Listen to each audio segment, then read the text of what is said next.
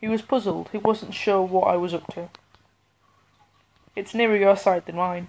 He wasn't there. He was gone. Where was he? I heard a lapping noise from down by my left foot. And there he was, sitting on a corner of my dressing gown. A little pink tongue dipping in and out of the saucer. How did he do that? It was as though he had been beaming through the hedge. It was as though he had been beamed through the hedge. You're a clever lad. I bent over him and patted his head, and he took off. He leapt a foot in the air, cracked me under the chin, and landed in the saucer. I'm sorry, I didn't mean to frighten you. He was now sitting under a rhubarb umbrella about a yard away. His white fur punked out into sodden spikes. His prim little paws laced neatly together. His whiskers 2 sizes too large for him. He had the ridiculous dignity of an elderly general who had no idea that his fly was undone. I stood up and walked towards him. He stood up and walked away from me. I won't hurt you. I covered him by the stone, though. I cornered him by the stone trough. You gotta go back home. There was nothing he would like better. The water-lodged fur began to rise on his back, reluctantly at first, but then sheer willpower soon had it standing to attention. I watched his legs grow 2 inches longer, and then he made a break for it, dipping his shoulder and fainting to the left.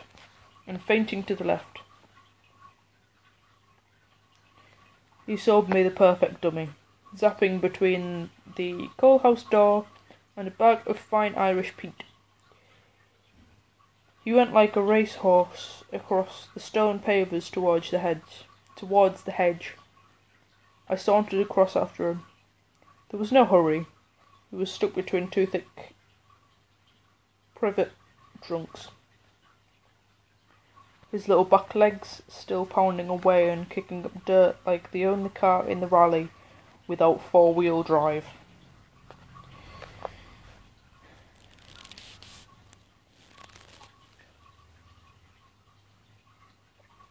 With one hand I eased back one of the offending branches, and with the other I pushed at his very little bottom. A shiver ran all along his spine. He'd heard about men like me. The spinning tyres suddenly gripped at the loose soil, and he shot through the gap and raced towards the safety of his upturned bucket.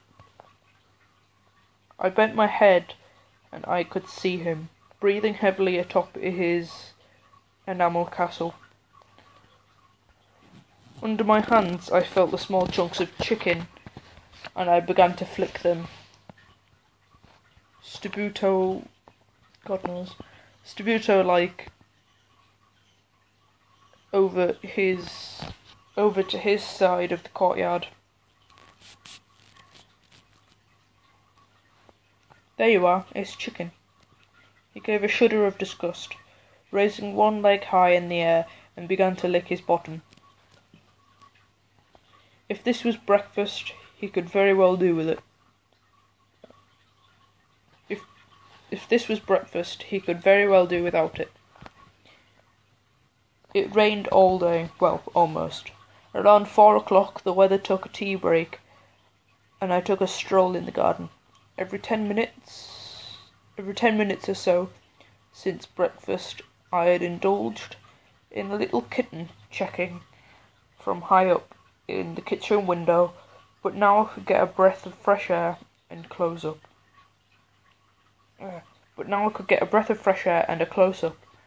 All day he had splashed around the courtyard chasing leaves.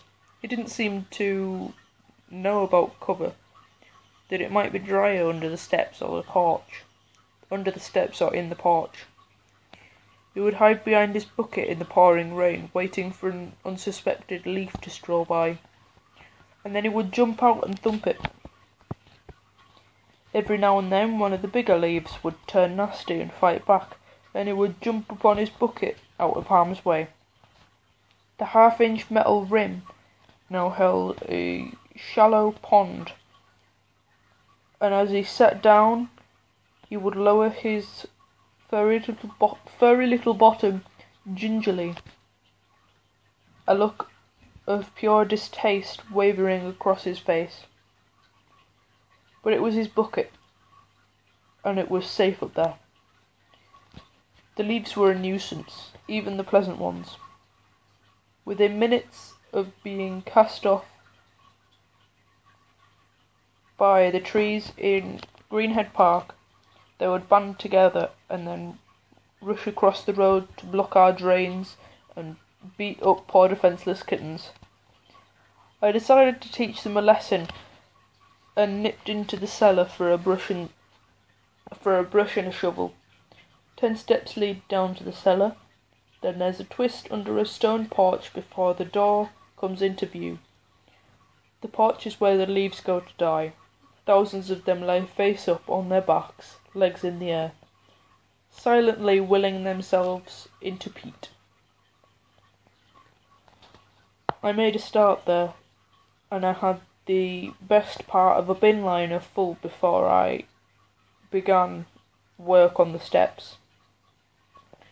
As I stood on the third from the bottom, my head emerged above the level of the courtyard,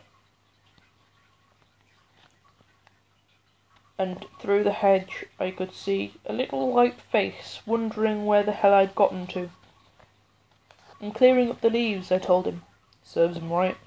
They're a nuisance, aren't they? One bit me." He watched with interest as I introduced him to the many and varied technical aspects of brushing and shoveling. The slow drag, the retreated shovel, and the final flick. He was fascinated. "It's all in the wrist," I told him. He nodded. The drizzle had been sending out advance scouts to see how the land lay, and now,